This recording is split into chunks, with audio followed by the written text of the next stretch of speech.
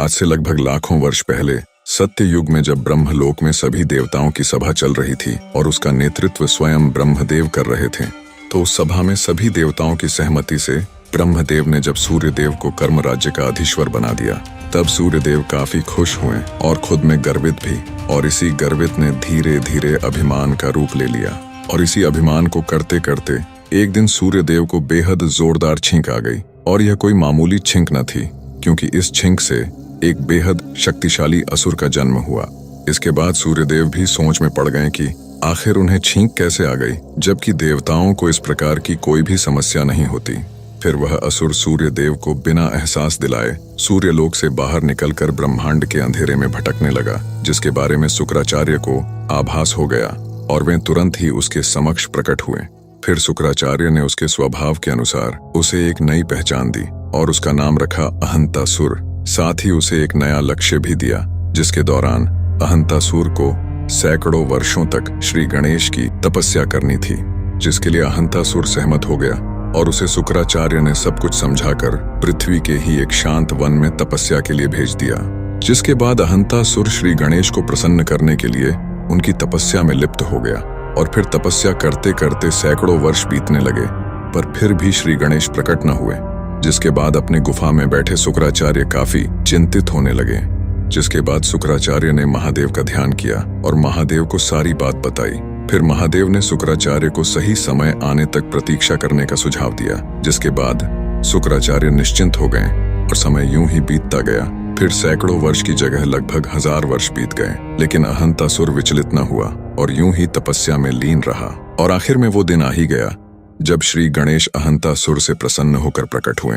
जिसके बाद अहंतासुर ने शुक्राचार्य के कहे अनुसार श्री गणेश से बेहद शक्तिशाली वरदान मांग लिया, जिसमें उसने किसी भी देवता, गंधर्व, जानवर या मनुष्य से कभी भी पराजित न होने का वर मांग लिया और भी कई असीमित शक्तियां भी मांग ली।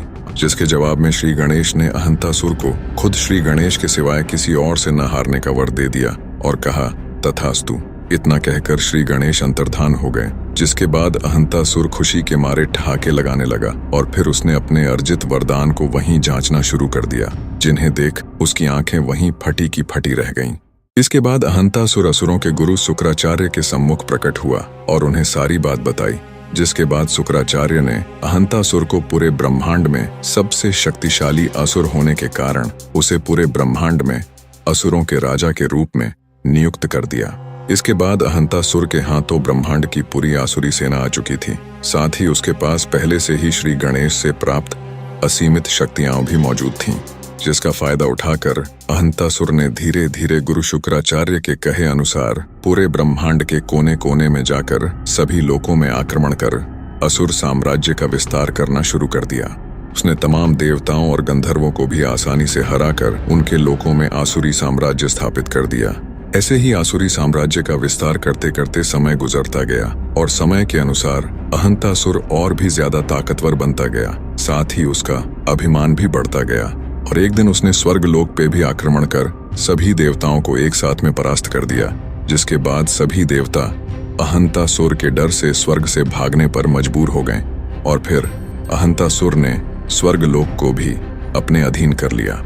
फिर समय के अनुसार अहंतासुर ने शुक्राचार्य की भी बातें माननी छोड़ दी, क्योंकि उसका अभिमान 7वें आसमान में पहुंच चुका था। और इसी प्रकार धीरे धीरे पूरे ब्रह्मांड में अहंतासुर को अभिमानासुर के नाम से भी जाना जाने लगा।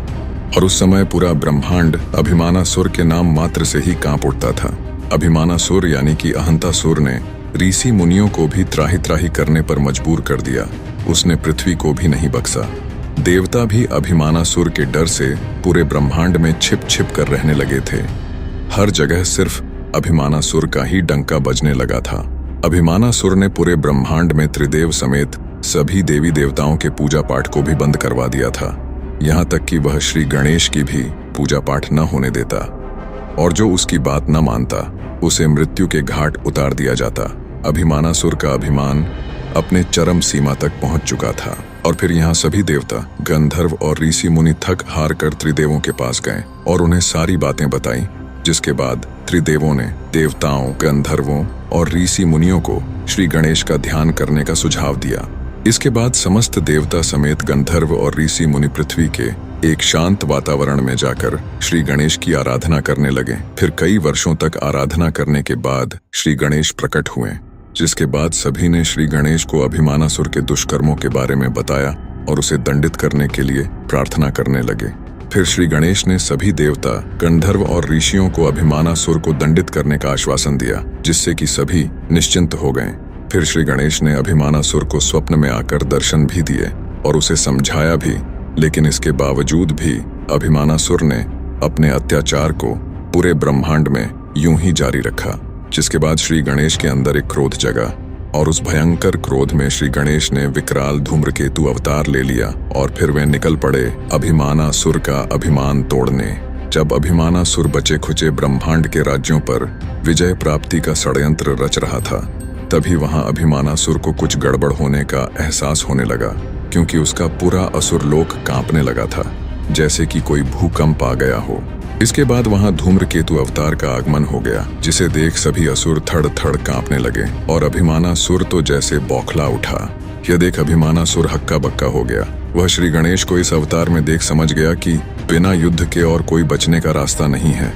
फिर उसने अपनी पूरी सेना को धूम्रकेतु अवतार पे टूट पड़ने का आदेश दे दिया, जिसके बाद तो कई असुर डर के मारे वहां से पहले ही पलायन कर चुके थे और बाकी असुरों ने हिम्मत करके धूम्रकेतु अवतार पे प्रहार करने की कोशिश तो की, पर धूम्रकेतु अवतार के एक ही प्रहार से अभिमानासुर के सभी आसुरी सेना जल के खाक में तब्दील हो गई। इसके बाद अभिमानासुर बिल्कुल ही अकेला पड़ गया। फिर उसने श्री गणेश से ही प्राप्त शक्तियों का इस्तेमाल उन्हीं के अवतार धूम्रकेतु पे करना शुरू कर दिया, लेकिन इससे उनके ऊपर कोई असर न हुआ।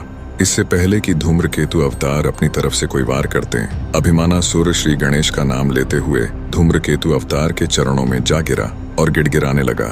वह लगातार दया की भीख मांगने लगा, जिसके काफी देर बाद धूम्रकेतु अवतार अपने पूर्ण रूप श्री गणेश के रूप में आए और फिर अभिमानासुर की शक्तियों को सीमित कर दिया और उसे दोबारा से ऐसी दुस्साहस न करने की सलाह दे दी।